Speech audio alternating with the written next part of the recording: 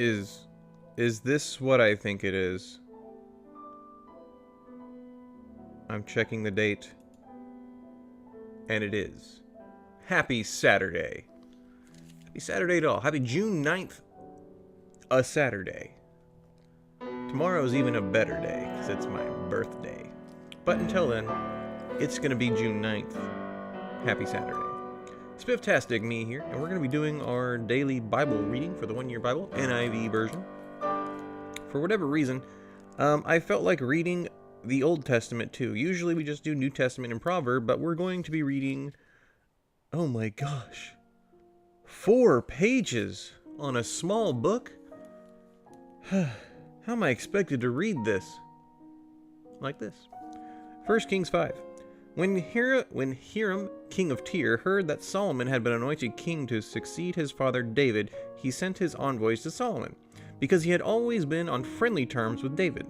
Solomon sent back this message to Hiram. You know that because of the wars waged against my father David from all sides, he could not build a temple for the name of the Lord, his God, until the Lord put his enemies under his feet. But now the Lord my God has given me rest on every side, and there is no adversary or disaster. I intend therefore to build a temple for his name of the Lord my God, as the Lord told my father David, when he said, your son whom I put on the throne in your place will build the temple for my name. So give orders that cedars of Lebanon be cut for me. My men will work with yours, and I will pay you for your men whatever wages you set.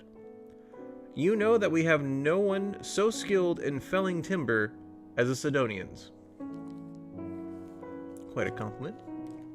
When Hiram heard Solomon's message, he was greatly pleased and said, praise be to the Lord today, for he has given David a wise son to rule over this great nation.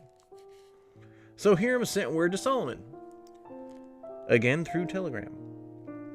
I received the message you sent me, and I will do all you want in providing the cedar and pine logs.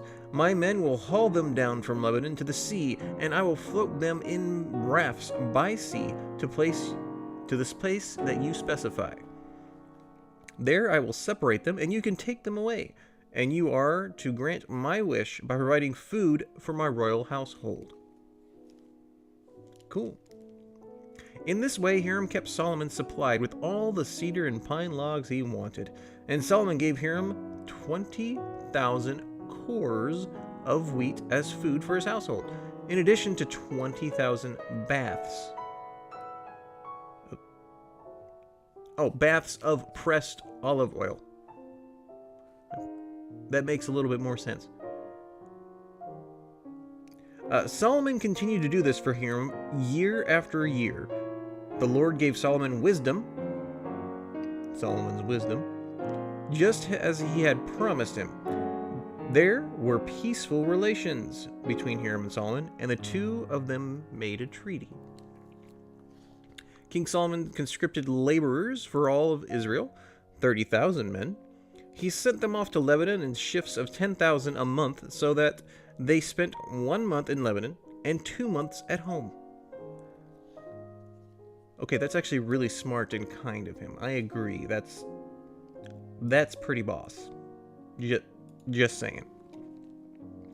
And Adoniram was in charge of the forced labor. I thought it was enforced. Solomon had 70,000 carriers and 80,000 stone cutters in the hills, as well as 3,300 foremen who supervised the project and directed the workmen. Who actually counted these people? That's impressive. At the king's command, they removed from the quarry large blocks of quality stone to provide a foundation of dressed stone for the temple. The craftsmen of Solomon and Hiram and the men of Gebal cut and prepared the timber and stone for the building of the temple. Cool. We're building a temple. Build my house. In the 480th year, after the Israelites had come out of Egypt, in the 4th year of Solomon's reign over Israel, in the month of Ziv, the 2nd month, he began to build the temple of the Lord. Cool. At a time he built it. The temple that King Solomon built for the Lord was 60 cubits long, 20 wide, and 30 high. How big is a cubit? The portico at the front of the main hall of the temple extended the width of the temple, that is, 20 cubits, and projected 10 cubits from the front of the temple. He made narrow clerestory windows in the temple, against the walls of the main hall and inner sanctum.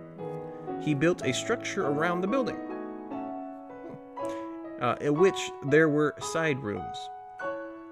The lowest floor was 5 cubits wide, the middle floor 6 cubits, the third floor 7.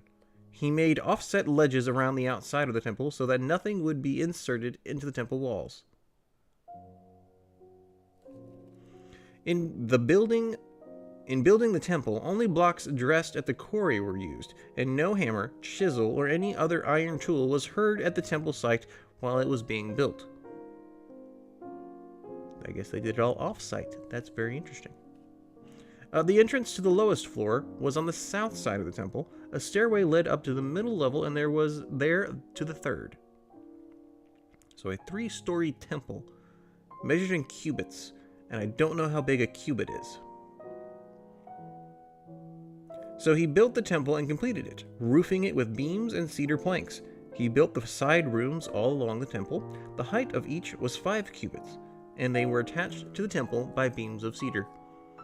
The word of the Lord came to Solomon, "As for this temple you are building, if you follow my decrees, carry out my regulations, and keep all my commands, and obey them, I will fulfill through you the promise I gave to David your father, and I will live among the Israelites, and I will not abandon my people Israel."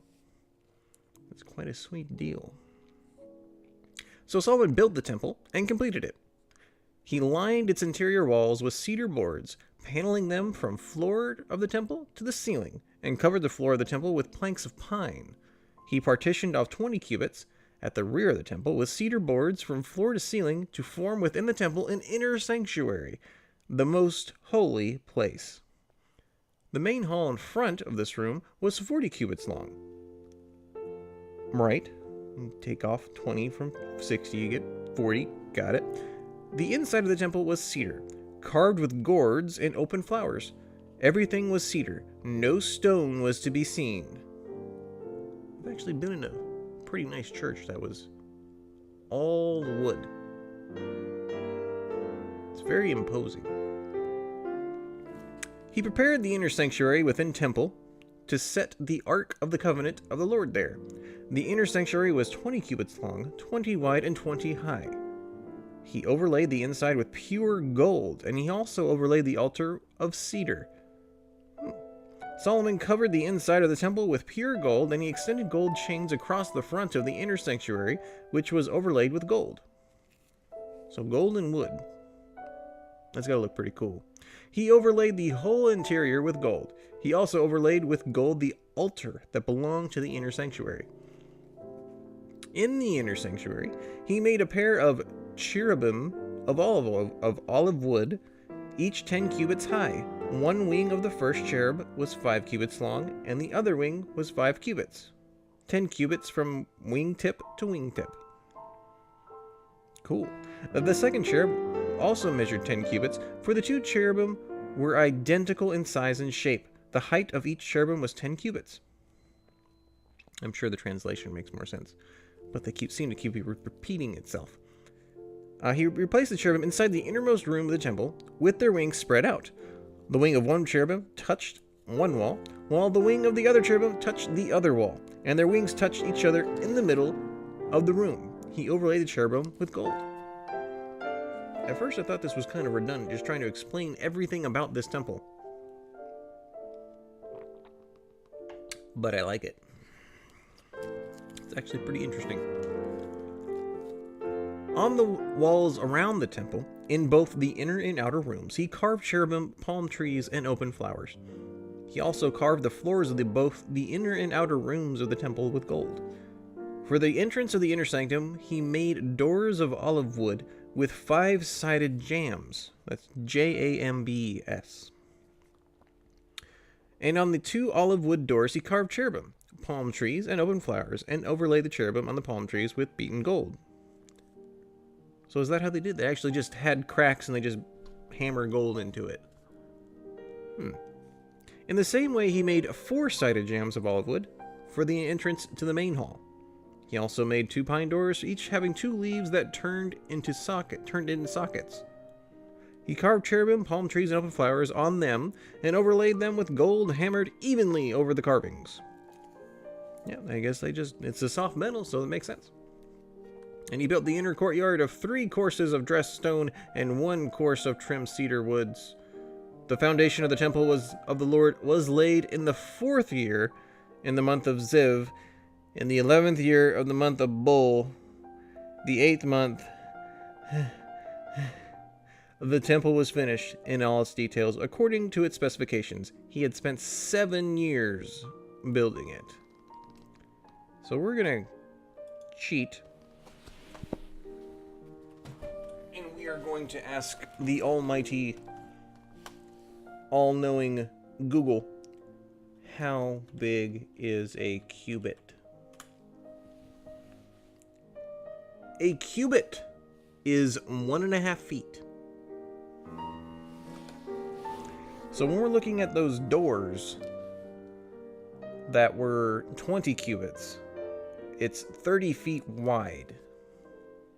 And we're looking at those cherubims that spread 10 cubits wide were actually 15 feet long. So just okay.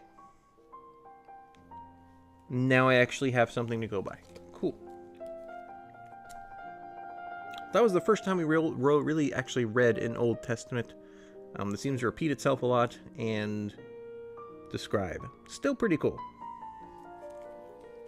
But we still have 2 things to read. Our daily New Testament and our daily proverb.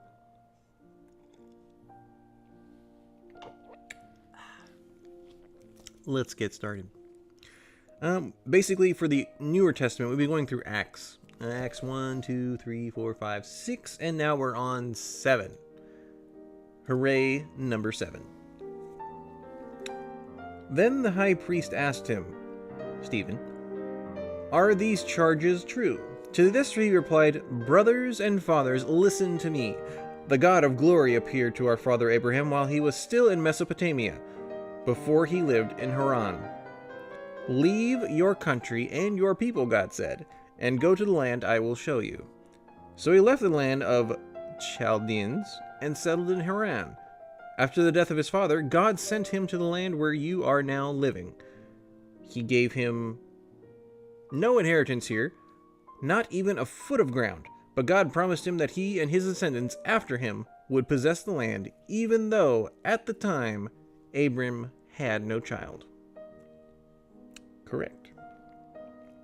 God spoke to him in this way, "Your descendants will be strangers in a country not their own, and they will be enslaved and mistreated 400 years. But I will punish the nation they serve as slaves." God said, "And afterward they will come out of that country and worship me in this place." Then he gave Abraham the covenant of circumcision, and Abraham became the father of Isaac and circumcised him 8 days after his birth.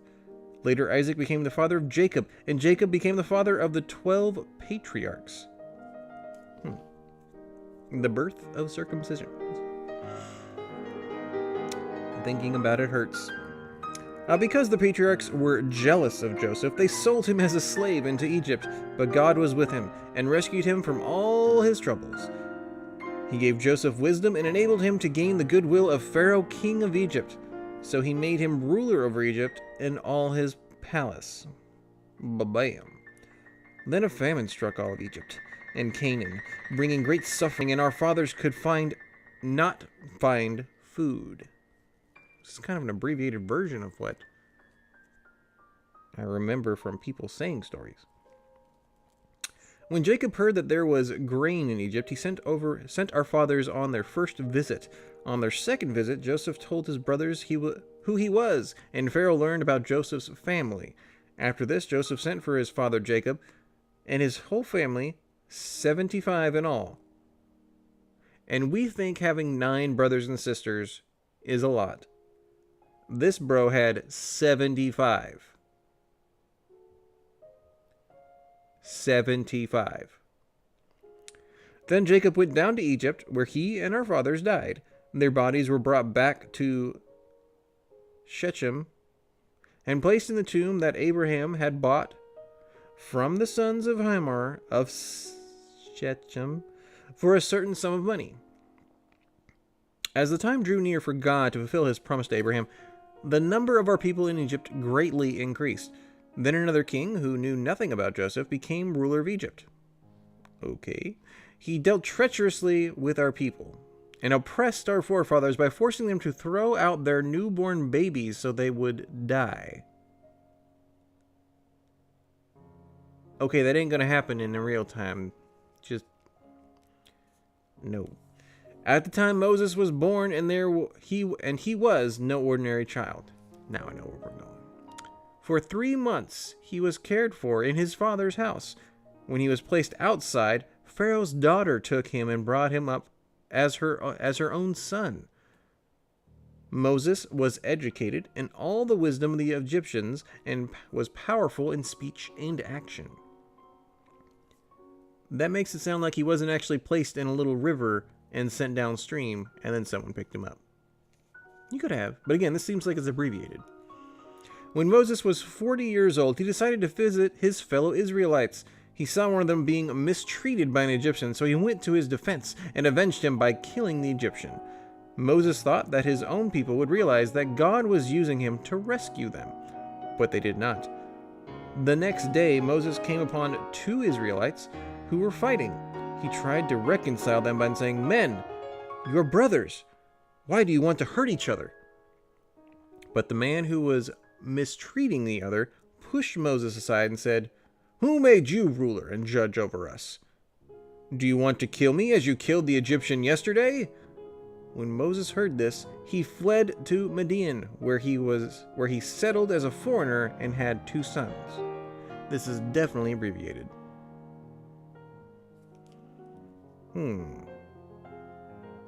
One day he killed an Egyptian. The next day he was trying to be a peacekeeper and was laid the smack down verbally.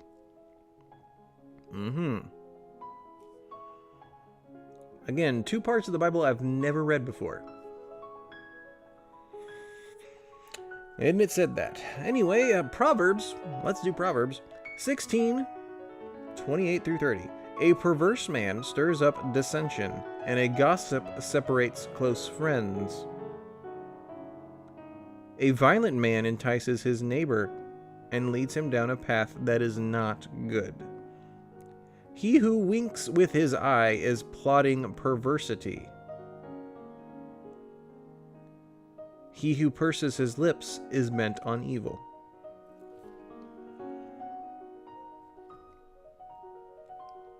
And with all Proverbs, I like to read them at least one more time, trying to get some kind of sense of, wait, what?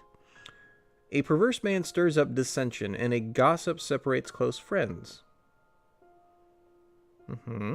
A violent man entices his neighbor and leads him down a path that is not good. Kind of dragging him down with him for being violent and a jerk. He who winks with his eye is plotting perversity. I don't think it means the same thing when I'm reading it for pervert. But it could just mean not normal. And he who purses his lips is bent on evil. Or thinking very hard. So that's the first line I half agree with on a proverb. He who purses his lips is bent on evil. Because when I purse my lips, I'm thinking, or about to discipline somebody. Something like that. Anyway, that was June 9th Bible reading by Spifftastic Me. Thank you guys so much for being here. If you enjoyed it, please hit the follow button. I try to do this every day, whether anyone watches or not, because I've never read this book before, and I finally have a reason or kind of inclination to do it. I'd like you to join me with it, this fantastic journey. Until next time, have a spifftastic day. Thank you.